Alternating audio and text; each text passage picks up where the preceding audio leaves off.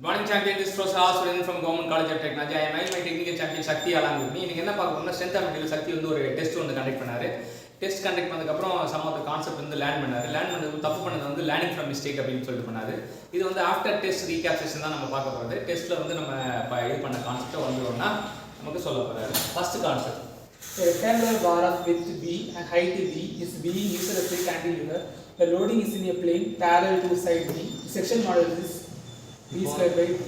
b square into d by 6. ஆமா. இப்போ என்ன அப்படினா ரெக்டாங்குலர் பார் வந்து width வந்து b ன்னு சொல்லிட்டாங்க. width வந்து b, height வந்து d ன்னு சொல்லிட்டாங்க. width வந்து b, height வந்து d ன்னு சொல்லிட்டாங்க. இப்போ loading in a plane parallel to side. சைடுல இருந்து இது பண்ணும்போது எப்படி மெஷர் ன்னு கேக்குறாங்க. சைடுல இருந்து பண்ணும்போது எப்படி மெஷர் பண்றது கேக்குறாங்க. சோ கரெக்ட்டா பேஸ் வந்து பண்ணா வந்து இது bd2/6.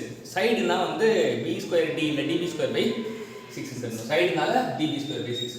இது பெண்டிங் ஸ்ட்ரெஸ்ல ஒரு முக்கியமான கான்செப்ட் அப்படி எடுத்துக்கலாம். ஏன்னா இது plane parallel to the side அப்படின்றாங்க. அடுத்த concept. Assumption made in theory of bending. Radius of curvature is large. So theory of பெண்டிங்ல அசம்ப்ஷன்ஸ் பண்ணுவாங்க. என்ன அசம்ப்ஷன்? நிறைய அசம்ப்ஷன்ஸ் இருக்கு. அப்ப மெட்டீரியல் வந்து ஹோமோஜெனியஸ் மெட்டீரியல் அந்த மாதிரிலாம் சொல்லுவாங்க. இங்க முக்கியமான அசம்ப்ஷன் என்ன அப்படின்னா ரேடியஸ் ஆஃப் கர்வேச்சர் வந்து ரொம்ப பெருசு. ஏன்னா ரேடியஸ் ஆஃப் கர்வேச்சர் பெருசு அப்படினா தான் வந்து அது வந்து நம்ம வந்து பெண்டிங் ஒரு ஃபார்முலா வந்து செட் ஆகும். A beam strongest in flexural is one which has maximum section modulus. ஒருத்த பீம் இருக்கு, அந்த பீம் வந்து ஸ்ட்ராங் அப்படின்னு சொன்னோம்னா அது செக்ஷன் மாடுலஸ் வந்து ஜாஸ்தியா இருக்குன்னு அர்த்தம். எந்த பீமுக்கு செக்ஷன் மாடுலஸ் ஜாஸ்தியா இருக்கோ அந்த பீம் தான் ஸ்ட்ராங்கான பீம் அப்படின்றார். நமக்கு சக்தி என்ன சொல்றாருன்னா எந்த பீமுக்கு செக்ஷன் மாடுலஸ் ஜாஸ்தியா இருக்கோ அந்த பீம் தான் ஸ்ட்ராங்கான பீம் சொல்றாரு. Bending equation is derived by considering constant pure bending moment on the beam. So bending moment வந்து எப்படி டெரைவ் பண்ணாங்கன்னா pure bending அப்படினு வச்சு தான் அதை டெரைவ் பண்ணாங்க அப்படினு சொல்றாங்க. Section modulus of square section of side y is equal to b cube by 6. Section modulus ஸ்கொயருக்கு வந்து பாத்தீங்கன்னா b cube b side b அப்படினா வந்து b cube by 6, side a னா a cube by 6, side z னா side m னா m cube by 6. அதான் வந்து ஏனா வந்து மொமெண்ட் ஆஃப் இனர்ஷியா வந்து என்னன்னா b power 4 by 12 அது b by 12 அடிச்சா b cube by 6 வரும். Radius of gyration k of a plane figure is determined by relation k is equal to I by a whole power half. அப்ப நமக்கு என்னன்னா radius of gyration k ன்னு செல்லமா கூப்பிடுறாங்க. Root of I by a அப்படினா தெரிஞ்சுக்கணும். இல்ல I = ak square அப்படிங்கற ஃபார்முலா ஞாபகம் வச்சோம்னா I = ak ஸ்கொயர் ஃபார்முலா ஞாபகம் வச்சோம்னா k = root of I by a ன்னு தெரிஞ்சுக்கலாம். அடுத்து neutral axis is nearer to the center of curvature compared to centroidal axis is correct in case of curved beam. Curved பீம்ல neutral axis வந்து centre of curvature பக்கத்துல தான் இருக்கும். Central axis பக்கத்துல இருக்காது. சென்ட்ரல் ஆக்சிஸ் பக்கத்துல இல்லாம சென்டர் ஆஃப் கர்வேச்சர் பக்கத்துல இருக்கும். அது எதுக்குன்னா கர்வ்டு பீமுக்கு தான் பொருந்தும் அப்படின்றாங்க. A flexural formula is used for bending as well as for bending with shear. So flexural formula வந்து bending மட்டும் இருந்தாலும் யூஸ் பண்ணலாம், bending with shear இருந்தாலும் யூஸ் பண்ணலாம் அப்படின்றதுல. Assumption made in curved beam. Limit of proportionality is not exceeded. A plane of transverse section remains plane after bending. Material considered isotropic and obeys Hooke's law. So curved beam formula இது பண்ணும்போது நம்ம என்ன பண்றோம் அப்படினா material mild material is isotropic and homogeneous சொல்லுவாங்க. obeys Hooke's law அப்படினு தெரிஞ்சுக்கலாம். அப்புறம் plane of transverse section remains plane after bending. bending அப்புறம் plane of transverse section அப்படி செங்குத்தா இருக்க plane வந்து அது எதுவும் டிஸ்டார்ட் ஆக கூடாது, உடைய கூடாது. அதாவது லாங்கிடியூடா இருக்க plane வந்து உடையலாம். ஆனா டிரான்ஸ்வர்ஸா இருக்க plane வந்து பிளேனாவே இருக்கணும். அடுத்து பாத்தீங்கன்னா லிமிட் ஆஃப் ப்ரொபோர்ஷனாலிட்டி எக்ஸீட் ஆகக்கூடாதுன்னு தெரியும்.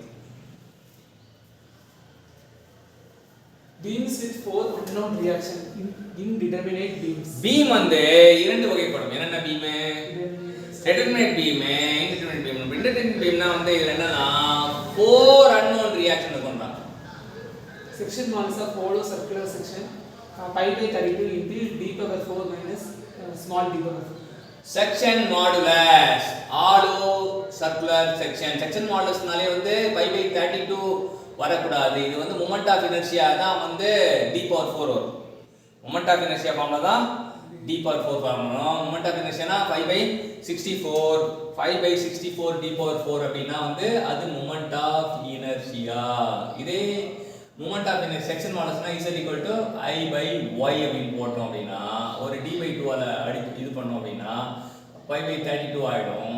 32 ஆயிடும். அப்ப வந்து d power 4 வந்து காமனா எடுத்தா d by 2 ஆயிடும். d cube இது வந்து 1 minus k power 4 அப்படின்றத எடுத்துடலாம். 1 minus k power 4 அப்படின்றது தெரிஞ்சுக்கலாம். ஏன்னா d power 4 by d power 4 வரும். k = K equal to small d by capital D. இதான் வந்து செக்ஷன் மாடல்ஸ்க்கான formula. I by y formula use பண்ணோம். இங்க வந்து தப்பா கொடுத்துட்டாங்க. இது வந்து மொமெண்ட் ஆஃப் இனர்ஷியாக்கான ஃபார்முலா.